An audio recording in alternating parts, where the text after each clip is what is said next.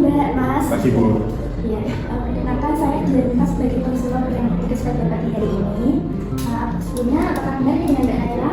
Terima kasih ya. Baik, Mbak Naila di sini Mbak Naila bisa menceritakan semua apa yang dirasakan Mbak Naila dan apa yang sudah terjadi.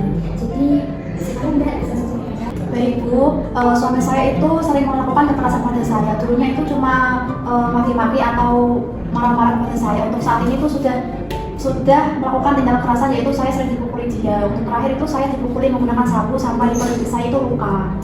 Saya nggak bisa diam lagi Bu. Ini bukan sekali dua kali. Naila selalu bilang kepada saya kalau dia takut karena ada anak. Baik, saya mengerti Mbak Naila dan kondisi Mbak Naila ini termasuk dalam kasus kekerasan dalam rumah tangga, di mana kasus ini diatur pada Undang-Undang Nomor 23 Tahun 2004. Dan Mbak Naila ini bisa mendapatkan perlindungan hukum. Contohnya yang Mbak itu ada di pasal 5 UU Nomor 23 Tahun 2004. Dan di sana dijelaskan bahwa setiap orang dilarang melakukan kekerasan fisik dalam kekerasan rumah tangga.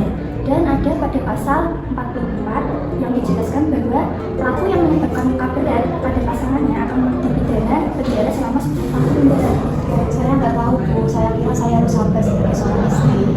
Jadi Mbak Naila, saya mengerti dengan kondisi Mbak Naila ini. Mbak Naila orangnya sabar, tapi sabar bukan berarti membiarkan diri Mbak Naila itu mudah disakiti oleh suami Mbak Naila. Dan kekerasan itu bukan bentuk dari kasih sayang Mbak.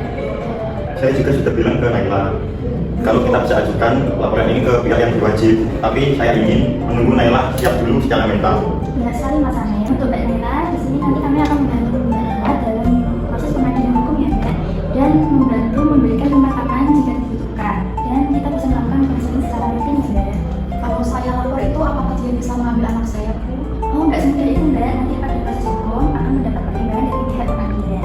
Dan termasuk juga dalam bukti KDRT Mbak Naila ini akan menguatkan perlindungan pada anak Mbak Naila. Saya akan mulai lapor kepada pihak yang berwajib. Saya sudah tidak tahan dalam kehidupan ketakutan seperti ini. Makasih ya Bu. Iya Mbak Naila. Mbak Naila kuat ya hari ini kita jalani proses ini secara bersama-sama. Baik Mbak Naila, nanti sesi